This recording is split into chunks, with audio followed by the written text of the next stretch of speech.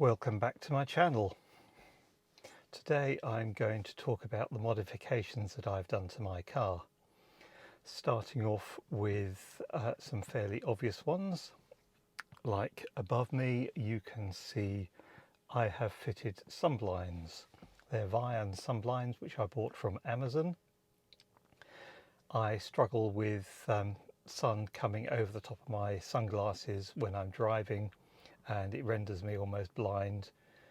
I think it's something to do with autism, which I've recently discovered that I am, but that's for another discussion. They are reflective on the top, they are interior coloured, so they seem to match beautifully and they work really well. I'm really happy with them, and they do lower the temperature a little, but the main point is that I can see. So here is the sunblinds, and you can see there and to the back, and they work really well. So there's two sections, and they just have these little clips here that hold them in place. The rear one occasionally slides about 1/4 of an inch, 10 mil or so, so I just need to push it back occasionally, but it doesn't affect me when I'm driving at all. You can see here I have got blackout trims from ProLeap. Here is today, by the way. Pretty good for a dual motor car. Yeah, so blackout trims around here. I've also covered the chrome trim underneath because I was getting reflections in the mirrors, because I've got the white trim in the car, because I've got the white seats, as you can see.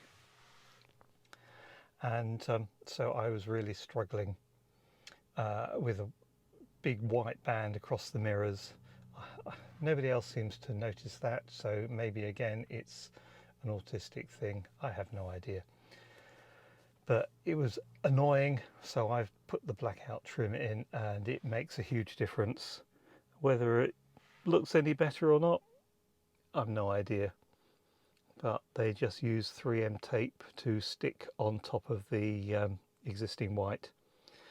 I think I would prefer to go for RS Simmons Alcantara trim, which is custom fitted to all the things, but seeing as that's 400 quid for fitting, including fitting, whereas this was like £100, it's just cheaper. The other thing in here is this wonderful thing by Enhance Auto. So it just clips in, powered by USB, which comes complete with cables. This is called the S3XY knob, and it looks very OEM the way it fits here. And this is set up when it's in park, so I've got it set for seats. So there's a sub menu, and you can choose 4 seat positions, and the seat will then move to that seat position.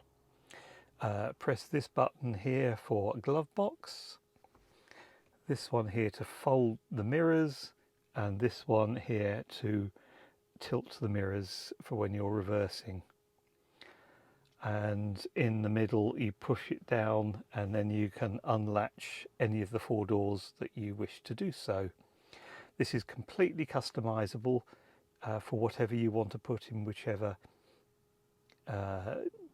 buttons you want to assign using the S3XY app. It's a brilliant piece of kit. When I'm driving, it goes to this menu. So this is regen, and I can change it from 100 down to 75, 50, 25, and turn it off. It's got haptic feedback, and you can turn that on or off. This button here will force turn on or off the lights. Pressing down will just 2 flashes of the hazard lights to say thank you. This button here is off-road mode, which is not available on the standard long-range car which I have by Tesla, and this forces it into four-wheel drive, and it's brilliant. So you can use it on mud, snow, wherever you feel that you need the four-wheel drive. It's better at low speed than it is at high speed, I understand from Enhance Auto. And then this one just swaps between standard and chill. It pairs with a commander unit, which is fitted down behind the A panel. So you can program the commander to do several things. Continuous autopilot is one of my favorites. So you're going along in autopilot using the double pull method. You signal to change lane. As soon as you apply a little bit of pressure, it then disengages, you change lane, and after a certain number of seconds after the indicator cancels, the autopilot will automatically engage auto steer, rather than having to double pull every single time you change lanes. It makes life so much more pleasant on a long trip. There's other things like kick down, so if you're in chill mode and you press your foot to the floor, it will automatically go into standard mode. It takes 1 to 2 seconds to transition, so it probably takes about 6 seconds, 6.5, 7 seconds, 0 to 60. I haven't timed it yet. It's not as brutal as standard acceleration, which is really brutal. That's the only way to describe it. You touch the throttle and it just accelerates. Not as quickly as a performance, and yes, you can get acceleration boost, which I have not got. I find it's pretty much fast enough as it is in standard mode. There are other things that you can do: presenting driver's door, presenting trunk. I haven't enabled those, but if you walk up to the car with your phone, it will automatically open the boot or open the driver's door unless you do certain things. It's all in the app. It's a brilliant app. There's a few other bits and pieces that it'll do, like hold open the driver's door handle and it will open the frunk. Likewise, it will open the charge port if you hold the rear left hand or near side if you're in the UK door handle, and that will open or unlock the charge port. Interestingly, Tesla have just released that in their latest update, which I am almost about to install later tonight, which is version 2025.20.3. So I'll install that when I get out of the car. It'll take about 45 minutes.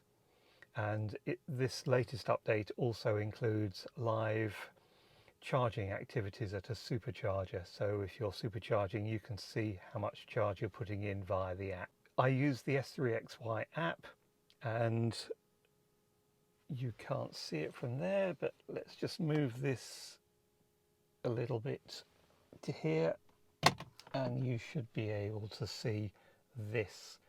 That is just a wireless charging part. Unfortunately, it's not MagSafe. I got it off AliExpress. This whole top piece just unclips and this replaces it, and it works really well. And so you can see the app through the steering wheel. The app shows blind spot, which this car does not have in any form at all. Unless you're overtaking, then over on screen here, it will come up with on here, and it would flash red there. But this also gives you amber, and and also shows the brake lights. It shows your current speed, gear position, front and rear motor usage, and battery status and battery temperature. So the app shows blind spots like most normal new cars, with a amber on the sides of the app when it's in horizontal mode, and as opposed to the amber light you get in a door mirror or the light you get on the Highland in the where the speaker is on the door. It will also go red if somebody's overtaking when you are signalling. It duplicates what's on the main screen. It shows battery percentage, number of miles for what it's worth, battery temperature, inlet and the battery itself. It shows motor torque, regen, shows whether you're using Autopilot. All in all, it's a pretty good app, very helpful I find, and most journeys I use it, and I just clip it into this charger and away I go, and it's like having a mini dashboard in front of me. Other things that I've done to the car: I've changed the number plates, taken away the number plate frames, front and back, so the back is now stuck permanently to the boot lid using the number plate tape which I got from Halfords.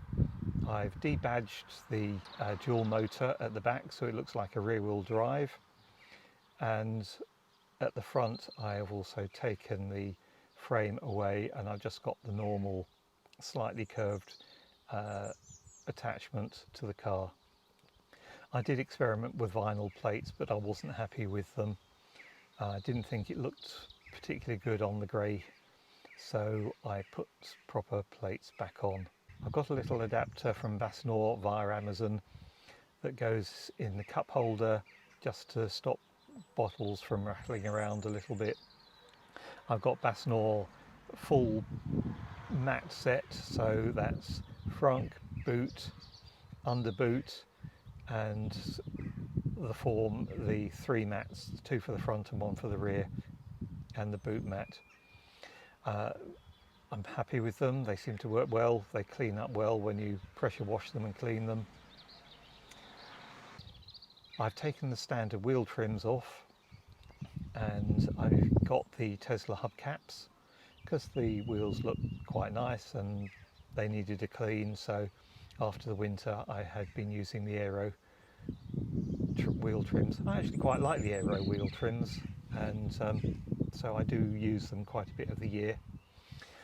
The car came with 19-inch sport wheels, but I changed those after about 7,000 miles and swapped them with a member of the Tesla Owners Club and put 18-inch wheels on because the ride is so much more comfortable and the car is more efficient.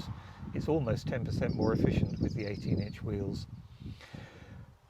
They're lighter, faster to accelerate even than the sport wheels, which doesn't make, well, it does make sense, but anyway, it's probably marginal because there's less rotating mass. It should accelerate quicker than the 19-inch sport wheels. The 19-inch came with Hankooks, which I wasn't that impressed with. Then the 18 inches came with Michelin e-Primacy, and they're pretty good tyres. They're very good in the summer, but come the winter I was not feeling as confident in them in the wet and the cold temperatures. So when the temperature drops below 7, which happens a lot in the East Midlands where I'm based, and I was driving a lot at temperatures way below 7, and so I put a set of Pirelli Cinturato all-season SF3 tyres all round on the 18-inch wheels, and the grip was awesome using them. I was really happy. But seeing as I still got the e-Primacy, I put them back on for the summer, so as rather than selling them, it's cheaper to use these ones and wear them out. So far the e-Primacy have done 20,000 miles and they have lost about 1.5 millimeters, I think, from new. The Pirellis, they've lost about 0.5 millimeter from what I can tell, maybe as much as 1 millimeter in 10,000 miles. So the tyres are wearing pretty well. I'm really impressed actually, considering the performance that is available from this motor.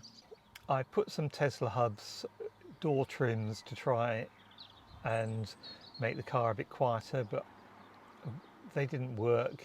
and they started falling off, and I was not very happy with them. So I've taken most of them off. I think the only one that's on is still the bonnet one, actually. It's the only one that stayed on without falling off. The rear windows have been tinted. That's both the the rear passenger doors and the rear quarter windows. But I did not have the rear window tinted because Global Tint they can't do it. Some people refuse to do the rear window.